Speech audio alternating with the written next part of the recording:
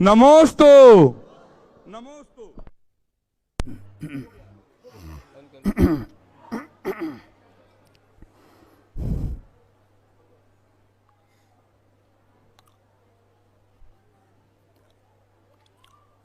ओम नमः सिद्धेभ्यः। ओम नमः सिद्धेभ्यः। ओम नमः सिद्धेभ्यः। अहिंसा परमो धर्म की, महावीर भगवान की, चंद्रप्रभ भगवान की, प्रातः स्मरणीय परम पूजाचार्य गुरुवर श्री विद्यासागर जी मणि महाराज की जय।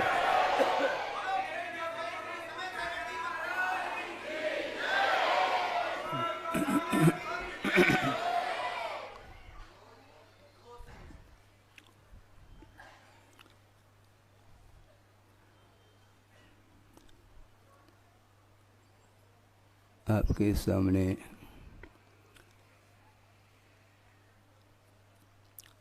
उद्गार व्यक्त करने के लिए बहुत सारे भाव हैं, विचार हैं, किंतु उन सभी भावों को, उन सभी विचारों को शब्द रूप देना संभव नहीं हो सकता। और यह 4-5 दिन हो गए हैं जो वातावरण निर्मित हुआ है, उस वातावरण को परिवर्तित करना असंभव सा लग रहा है। सिद्धांत की दृष्टि से देखते हैं, संसार में संसारी प्राणी प्रतिपल आत्म तत्व को भूल करके अन्यान्य वस्तुओं को लेकर के हर्ष और विषाद का अनुभव करता है, इसमें कोई संदेह नहीं। किंतु वह राग और द्वेष संसार के लिए कारण माना जाता है। किंतु राग एक प्रकार का नहीं हुआ करता, एक विषयानुराग हुआ करता है। और एक धर्मानुराग हुआ करता है।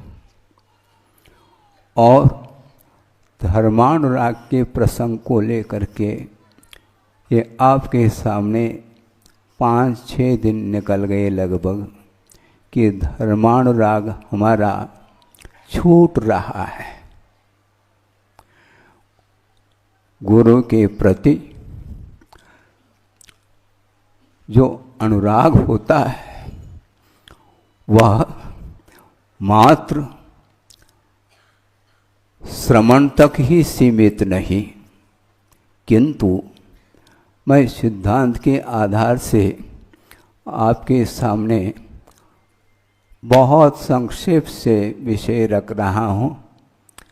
एक आध दिन बाद और विस्तार के साथ विषय रखा जा सकता है, रखेंगे कि कहाँ तो समोशरण में प्रभु विराजमान हैं और वे केवल ज्ञान से संपन्न हैं, और समोशरण में गणधर परमेष्टि विराजमान हैं, और भी अनेक प्रकार की रिद्धिधारी आदि श्रमणों से वह सभा भरी हुई है। और स्वर्गीय अथवा चतुर्निकाय के देव देवांगनाएं भी वहाँ पर उपस्थित हैं और दिव्य ध्वनि खिर रही है। और उस दिव्य ध्वनि का श्रवण करके द्वादशांग के पाठी जो गणधर परमेष्टि है श्रुत केवली के रूप में विराजमान हैं, और उसके साथ साथ एक और गणधर पद माना जाता उससे भी विभूषित हैं। और उस दिव्य ध्वनि की विराटता, उसकी गहराई को समझते हुए और सूक्ष्म से सूक्ष्मतम तत्व का व्याख्यान, तत्व के स्वरूप के बारे में विश्लेषण चल रहा है। और वह गणधर परमेष्टि का जो उपदेश है अथवा उनकी जो देशना है वह बिना धर्मानुराग के संभव नहीं है। जब उनकी भूमिका में भी धर्मानुराग सामने है तो हम कहाँ लगते हैं? हम धर्मानुराग से नीचे उतर ही नहीं पाएंगे, ये ध्यान रखें। इसलिए किन शब्दों से उद्गार करें? आचार्य महाराज ने जो कार्य किया है वह कार्य आगमोक्त पद्धति से इस कार्य को संपन्न किया है। बड़ी निरीहता के साथ उन्होंने कार्य किया है।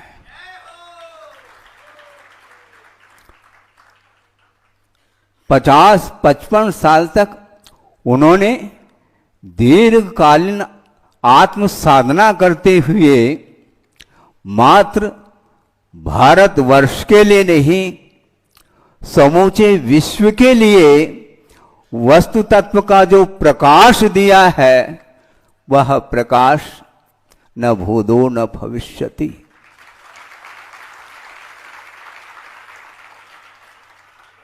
आचार्य महाराज की 1968 में आषाढ़ सुदी पंचमी के दिन दीक्षा, जैनेश्वरी दीक्षा संपन्न हुई।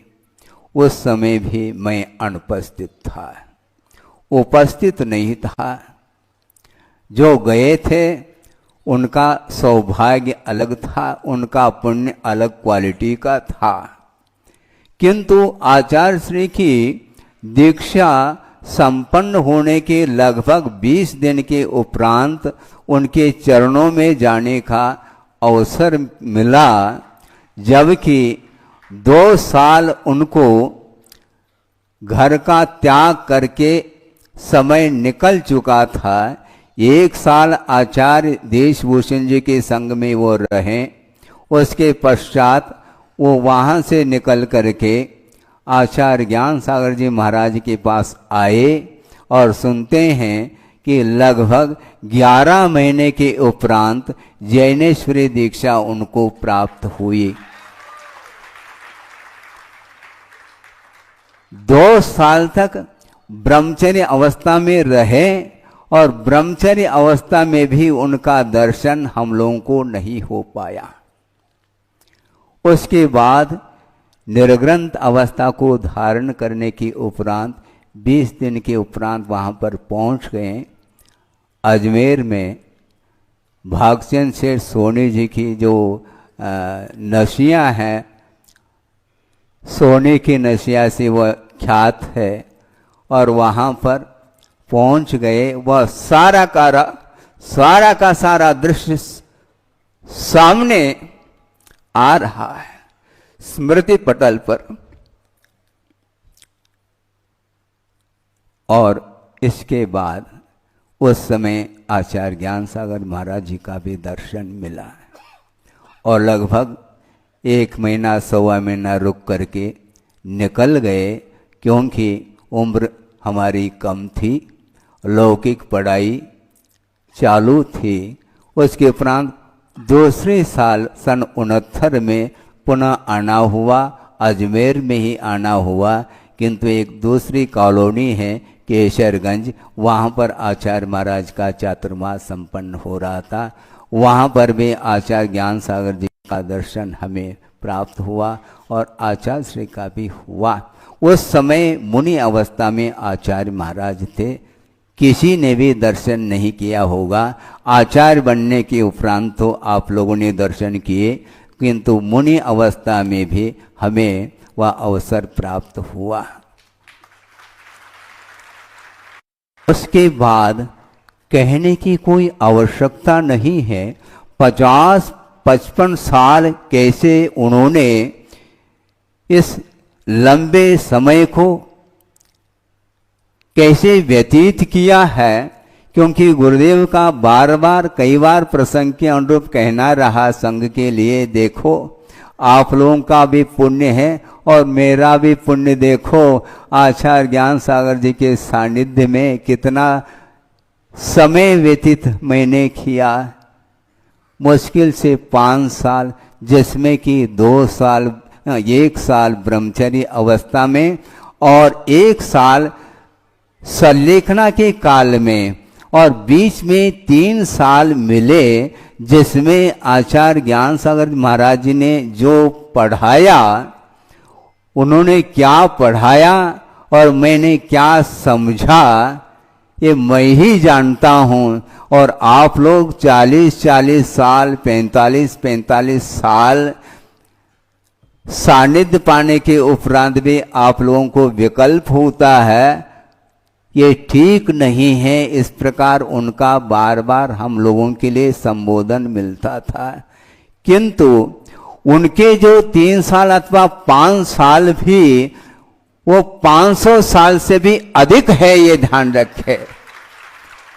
और हम लोगों के लिए जो सानिध्य मिला है और 40-45 वर्ष मिलने के उपरांत भी लगता नहीं कि हम इतने दीर्घ काल गुरुदेव के चरणों में रहे, क्योंकि अपना अपना उपादान हुआ करता है। इसलिए हम ज़्यादा नहीं कहना चाहते हैं। 5-6 दिन के पूर्व में जो यह आपके सामने सुनने को और देखने को मिला, और मैं इस प्रसंग को थोड़ा सा और बढ़ा करके इस विषय को पूर्ण कर लूँ। सन 1914 में ग्रीष्मकाल आचार्य महाराज का संपन्न हुआ नेमावर सिद्ध क्षेत्र में, और उसके उपरांत विहार करते करते आप ध्यान दें, वो विहार करते करते करते विदिशा पहुँचे पूरे संघ के साथ। और वर्षा योग संपन्न होने के उपरांत, अभी भी मुझे तारीख याद है, शायद भूल भी सकता हूँ, 17 नवंबर 2014, 1914 नहीं 2014, इसलिए बीच बीच में आप लोग याद दिलाएं तो ज़्यादा अच्छा, क्योंकि दिमाग काम नहीं कर रहा है। 1914 नहीं 2014 में ग्रीष्म काल में नेमावर में उन काल व्यतीत करके विदिशा की ओर विहार करके वहाँ पर वर्षा योग संपन्न किया। और उस वर्षा योग के संपन्न होने के उपरांत 17 नवंबर 2014 को हमारे लिए आदेश मिला कि आपको थोड़े दिन के लिए, हाँ, और क्या, मैं जो कह रहा हूँ कुछ समय के लिए बाहर जा कर के भी अनुभव कर लेना चाहिए, ऐसे कुछ शब्दों के प्रयोग उन्होंने किए थे। और उनके आज्ञा के अनुरूप 2014 निकल करके 2015 में इंदौर में चातुर्मास संपन्न हुआ, 2016 में बागीदोरा में हुआ, 2017 में अशोकनगर, और 2018 में सतना में वर्षा योग संपन्न हुआ। उसी समय आचार्य महाराज सतना से बहुत करीब थे, खजुराहो में वो वर्षा योग संपन्न कर रहे थे, और उनके संग में योग सागर जी आदि सारे श्रमण संघ वहाँ पर उनके साथ था। और वर्षा योग संपन्न होने के उपरांत मन में भाव आया, आचार्य महाराज पास में हैं, जाने का मन तो था, लेकिन बिना आज्ञा के थोड़ी जा सकते हैं। हम लोगों ने संकेत मंगवाया कि महाराज आपके आज्ञा के अनुरूप वर्षा योग संपन्न हुआ है, अब आगे के लिए हम प्रतीक्षा में हैं आपके संकेत के लिए। तो उन्होंने ये शब्द बोला, मैं जा रहा हूँ, पीछे पीछे आ जाना। मैं जिधर जा रहा हूँ पीछे पीछे आ जाना। वह इसलिए इस प्रसंग को रखा। उसी प्रकार मैं गंज बासोदा से पीछे पीछे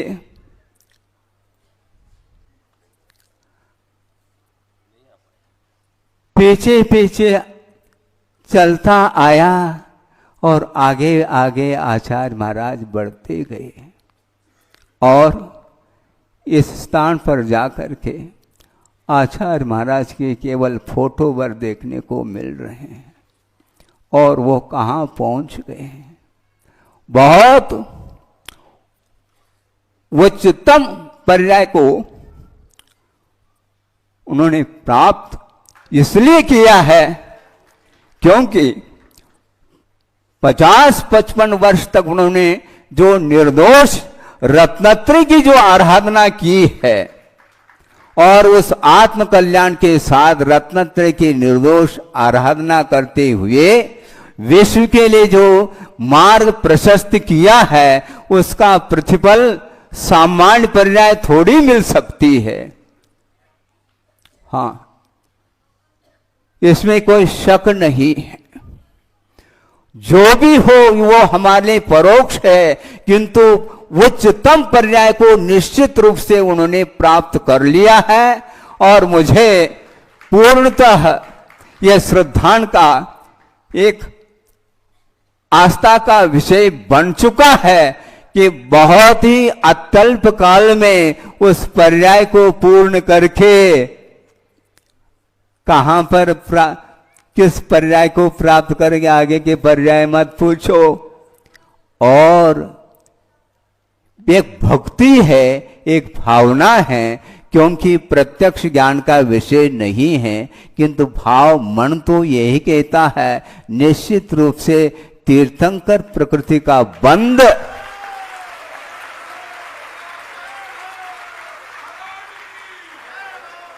मैं इसलिए कहना चाहता हूं, बड़े साहस के साथ कहना चाहता हूं कि एक यशोधर मुनि महाराज के ऊपर श्रेणिक ने एक महान उपसर किया, उसके उपरांत उस अज्ञान दशा में उपसर करने के उपरांत जब ध्यान से निवृत्त होते हैं यशोधर महाराज, उस समय चेलना रानी और श्रेणिक दोनों पहुंचे हैं और अपने किए हुए अनर्थों को सामने रखा और नमोस्तु किया। तो दोनों के लिए साम्य भाव के साथ उन्होंने धर्म वृद्धि का आशीर्वाद दिया।